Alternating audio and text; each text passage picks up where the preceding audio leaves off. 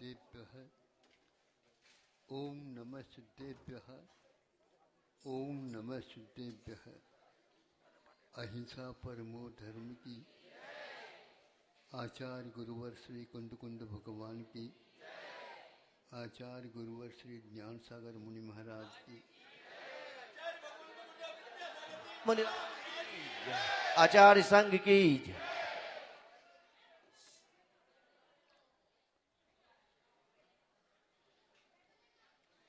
संसार में अनेक प्रकार के निमित्त मिलते रहते हैं और उससे अपने उत्पादन में योग्यता के अनुसार कार्य भी होते रहते हैं। उन निमित्तों को जुटाया भी जाता है और निमित्त कभी कभी जुट भी जाते हैं। ऐसा ही एक निमित्त है।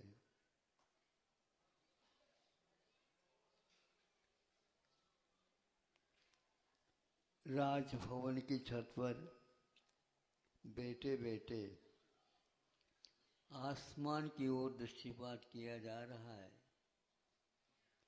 और वो राजा प्रसन्नचित्त होकर के उसको देख रहा है। भिन्न भिन्न आकार के बादलों की घटाएं और मंद गति से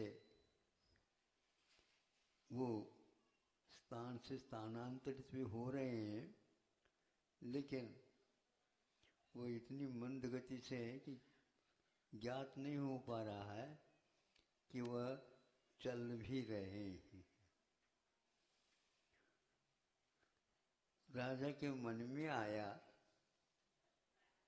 इस दृश्य को घटाओं के जो भिन्न भिन्न रंगों से आकार प्रकार को लिए हुए हैं और एक स्थान से दूसरे स्थान की ओर जा रहे हैं,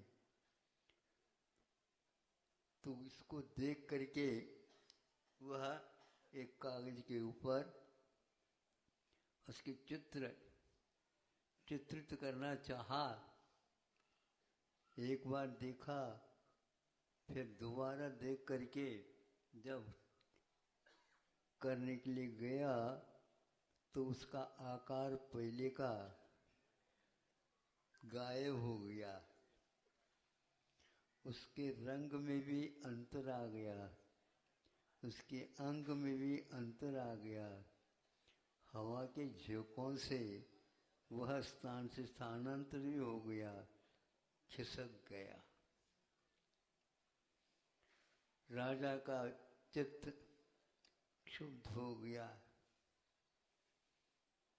ये क्या समझ करके संसारी इसके पीछे पड़ जाते। बहुत मनोहर था वो।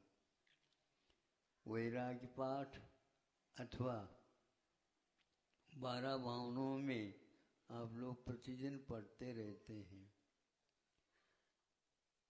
आकाश नगर सम, आकाश में नगर की रचना हो गई बादलों के माध्यम से।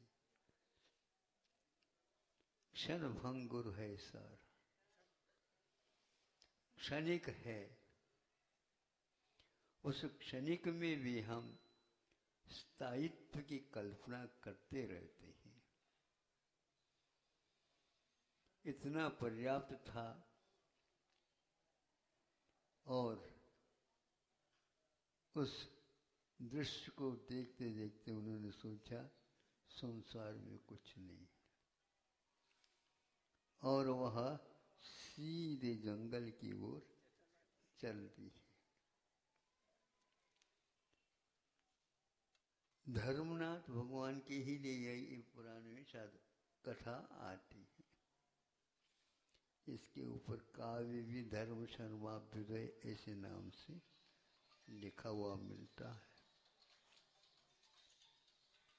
देखने को तो सभी लोग दुनिया ही देखती रहती है ऐसे घटनाओं को,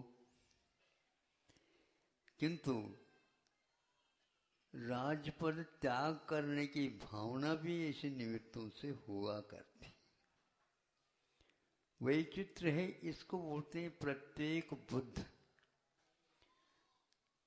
आचार्यों ने इसका, इस वैराग्य का नाम प्रत्येक बुद्ध कहा, जो निमित्त से बिना उपदेश के। उस दृश्य को भी हम वैराग्य के लिए, उपदेश के लिए कारण मान सकते हैं, मानते हैं।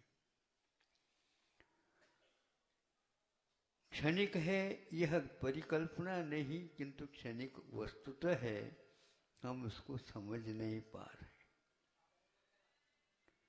गतिशील पदार्थ एक स्थान से दूसरे स्थान पर जाता है, कितना आंगन है या आकाश का बड़ा आंगन है, और सूर्य 12 घंटे में इसको पूर्ण कर लेता है। सूर्य वैसे है चल रहा होता है, लेकिन देखने को मिलता नहीं। सूर्य तो देखने में मिल रहा है, लेकिन सूर्य की गति हमारी नजरों में नहीं आ रही है। किंतु इस ओर उदयाचल है तो इस ओर अस्ताचल है, दोनों विपरीत दिशा में, दोनों दिशाएं हैं, और वह उसको पार करता है। डूबने की प्रक्रिया और उदय की प्रक्रिया ये प्रतिदिन घटित हो रही है। और यह अब देखो जीवन ढल गया है, जैसे सूर्य भी ढलने की है, ढलने को है। सूर्य ढलने को है, इसको देख करके किसान जल्दी जल्दी कर्मचारियों से काम करवाते हैं, ताकि व्यवस्थित हो जाए, कल का कार्य और चालू हो जाएगा। इसी प्रकार कई व्यक्ति इस दृश्य से बहुत कुछ पाठ लेते हैं। ज्ञानी जीव इसका यह उपयोग कर लेता है कि कर्म की निर्जरा के योग की भावों को करके वो हमेशा हमेशा निरीह भावों से, वृद्धावस्था में भी निरीहता नहीं आ पाती और जवानी में भी निरीहता आ जाती। ये केवल दृष्टि भेद है, और इन निमित्तों के निमित्त से वह जीव इसका उपयोग कर लेता है।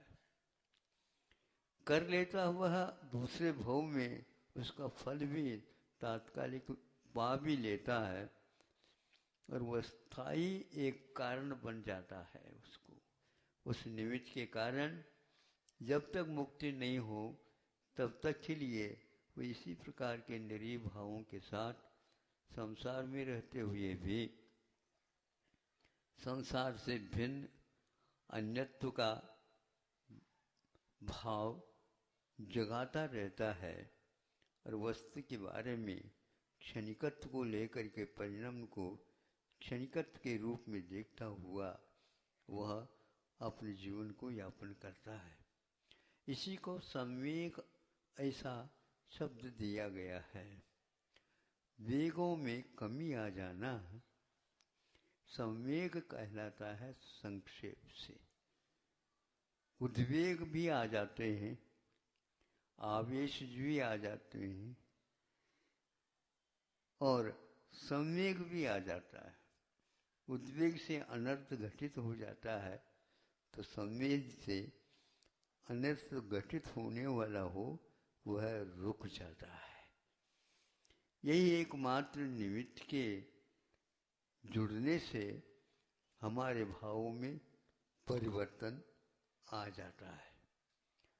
सद्गति के लिए भी कारण इसी प्रकार बन जाते हैं, और दुर्गति से बचने के भाव भी इसी प्रकार बन जाते हैं, और मोह के कारण दुर्गति के भी दरवाजा खुल जाते हैं, और हमें उसका दुर्गति का फल भोगना पड़ता है। अब विवेक से, चिंतन से,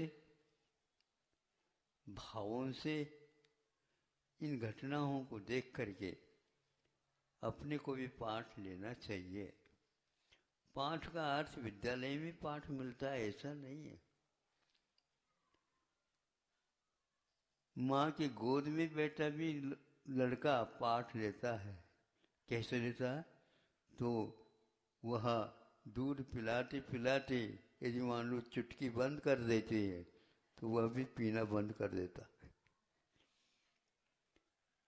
ये चुटकी बजाना अनिवार्य है ना, ऐसा कहता। बिल्कुल है ये। उसी के कारण वह यह दूध पिलाना चाहती है। यदि वह गंभीर हो जाती है तो वो पाठ फाड़ लेता है कि भाई ये यहाँ तो कुछ गड़बड़ होने वाला है, और वह लड़का भी खिसक जाता है। संसारी प्राणी भी कभी प्रतिकूल, कभी अनुकूल, कभी मन चाहे जब चाहे तो मिल जाता है, तो वह बहुत सागरोपम आयु भी क्षणिक के समान व्यतीत हो जाता है। इस प्रकार उस राजा ने सोच विचार करके जो ऐश्वर्य को तो भोगने के लिए है किंतु उसको त्यागने के लिए कहूँ। अब त्याग भी क्या करना, मुख मोड़ लेना है। मुख मोड़ने में पसीना नहीं आता, मुख जबरदस्ती जब मोड़ा जाता है उस समय पसीना आता है। ऐसे कोई रोग हो गया तो क्या करोगे? सुन करके हमें आश्चर्य लगा कि अमेरिका में भूखमरी अभी सुनने में आया था, अमेरिका, और वहाँ पर गरीब ऐसे भी हैं 2 करोड़ से भी ज़्यादा, उनके लिए योग्य समय पर अन्न का लाभ नहीं हो रहा है। और सरकार ने सोचा लेकिन वो कर नहीं पाए, तो सामान्य जनता ही इसकी पूर्ति में योग्य अपनी क्षमता के अनुसार अन्नदान पॉकेट वगैरह बना बना करके वितरित कर रहे हैं, और वे लोग उसको बहुत ही व्यवस्थित रूप से उसको स्वीकार करके गाड़ियों से जा रहे हैं। ऐसा सुन रहे हैं। कोई भी इसमें कारण और कुछ नहीं, समय पर वितरण करने योग्य चीज संग्रहित ज़्यादा हो गई और वह व्यापार की अपेक्षा से हो गई होगी, तो फलस्वरूप करोड़ों की जनता आज भूखमरी से त्रस्त हो गई है। तो इससे स्पष्ट है कि वितरण करेंगे तो विशेष रूप से सबको अनुकूलता होगी और छीना झपटी भी समाप्त हो जाएगी, और करुणा भाव, सम्यक भाव, निरीह भाव के माध्यम से स्व और पर का भी कल्याण अथवा भावों में अंतर आ सकता है, आना चाहिए। किंतु इतना धनाढ़ एक एक व्यक्ति के लिए 36-36 करोड़ वितरण कर ले, तो वहाँ इतना धन होते हुए भी आज एक एक ग्रास के लिए करोड़ों व्यक्ति तरस रहे हैं, और वह भी अमेरिका में, जहाँ सुअरों को लिए भी गेहूँ जहाँ पर खिलाया जाता है, वहाँ पर मनुष्य के लिए एक रोटी के लिए भी तरसना पड़ता है। इसलिए पैसा ही पैसा सब कुछ है ऐसा नहीं है, वो तो पैसा हल्दी और कुमकुम लगाने योग्य है। उसको भीतर रखो और उसको तिलक लगा दो और अच्छे ढंग से दरवाजा बंद कर दो, और मैं इसका स्वामी हूँ। कोई भी स्वामी यहाँ का है ही नहीं, सब स्वामी जो है चले गए, और यह हमेशा हमेशा धरती ऐसी ही बैठी रहती है। इसलिए दिन ढलने से पूर्व में अपना भाव परिवर्तित कर लो, बनते कोशिश। बहुत एकदम जब सब कुछ मिल जाए ऐसा मिल नहीं सकता, किंतु जो कुछ मिला है उसमें संतोष धारण करके मुख मोड़ना ही ठीक रहता है, नहीं तो मन को मरोड़ दिया जाएगा। तो ऐसी स्थिति में आपके लिए बहुत दुख होगा। आपको दुख न हो इसलिए धीरे से ये उदाहरण याद रखो कि धर्म सर्वाभ्युदय का ये कथा है। अहिंसा परमो धर्म की।